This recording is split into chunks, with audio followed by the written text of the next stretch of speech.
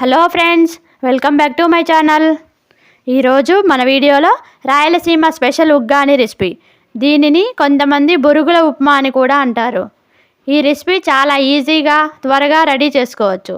ఈ రెసిపీని పిల్లలు పెద్దలు అందరూ చాలా ఇష్టపడి తింటారు. ఈ ఉగ్గాని టేస్టీగా రావాలంటే ఈ పొడిని రెడీ చేసి వేసుకోవాలి. ఈ పొడి వేయడం వల్ల ఉగ్గాని చాలా టేస్టీగా ఉంటుంది. ఈ వీడియోని స్కిప్ చేయకుండా లాస్ట్ వరకు చూడండి. ఉగ్గాని రెసిపీకి మెయిన్గా కావాల్సినవి బొరుగులు, వీటినే మరమరాలని కూడా అంటారు. నేనైతే 2 కప్పుల మరమరాలు తీసుకున్నాను. ఇందులో 2 లేదా 3 కప్పుల వాటర్ పోసుకొని నానబెట్టుకోవాలి. మరీ ఎక్కువసేపు నానబెట్టకూడదండి. 2 నుంచి 3 నిమిషాల పాటు నానబెట్టుకోవాలి. కొద్దిగా మెత్తబడితే చాలు. ఇలా కొద్దిగా మెత్తబడిన వాటిని తీసి వాటర్ లేకుండా గట్టిగా పిండుకోవాలి. ఇలా పిండిన తర్వాత సపరేట్ బౌల్లో వేసుకోవాలండి. చూడండి ఎంత సాఫ్ట్గా ఉన్నాయో. ముందుగా స్టవ్ ఆన్ చేసి కళాయి పెట్టుకోవాలి. కళాయి హీట్ ఎక్కిన తర్వాత 2 టేబుల్ స్పూన్ ఆయిల్ వేసుకోవాలి.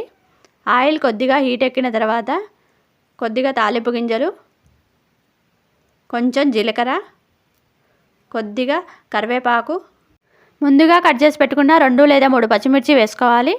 3 టేబుల్ స్పూన్ పల్లీలు వేసుకోవాలి. ముందుగా కట్ చేసి పెట్టుకున్న ఒక పెద్ద సైజు ఆనియన్ని వేసుకోవాలి. గోల్డెన్ బ్రౌన్ కలర్ వచ్చే వరకు వేయించుకోవాలి. ఇలా వేయించుకున్న తర్వాత ముందుగా కట్ చేసి పెట్టుకున్న టమాటాని వేసుకోవాలి. టమాటా అంతా మెత్తగా ఫ్రై అయ్యే వరకు వేయించుకోవాలి. ఇలా ఫ్రై చేసేటప్పుడు స్టవ్ని లో ఫ్లేమ్లో మాత్రమే ఉంచుకోవాలి.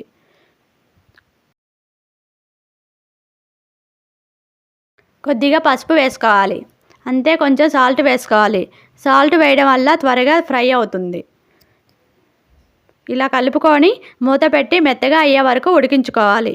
ఇంతలో ఒక మిక్సీ జార్ తీసుకొని ఇందులో పుట్నాలు, కొంచెం ఎండుమిర్చి, కొద్దిగా కరివేపాకు, 2 లేదా 3 వెల్లిపాయలు వేసి బాగా గ్రైండ్ చేసి మెత్తగా పట్టి పక్కన పెట్టుకోండి. ఇప్పుడు టమాటాలు మెత్తగా ఉడికిన తర్వాత ముందుగా రెడీ చేసి పెట్టుకున్న మరమరాలు, ఈ ఉగ్గాని పౌడర్ వేసుకొని ఇది అంతా బాగా మిక్స్ అయ్యేలాగా కలుపుకోవాలి. ఇలా కలిపేటప్పుడు స్టవ్ని లో ఫ్లేమ్లో ఉంచి కలుపుకోవాలి. హై ఫ్లేమ్లో పెట్టినట్లయితే మరమరాలు మెత్తగా ఉంటాయి కాబట్టి త్వరగా మాడిపోతాయి. ఇలా 2 నిమిషాల పాటు కలుపుకొని టేస్ట్కి సరిపడా సాల్ట్ వేసుకొని కలుపుకోండి. ఇంతే అండి, మన ఉగ్గాని రెసిపీ రెడీ అయింది. మీరు కూడా ఇంట్లో ట్రై చేసి ఎలా వచ్చిందో కామెంట్ చేసి చెప్పండి.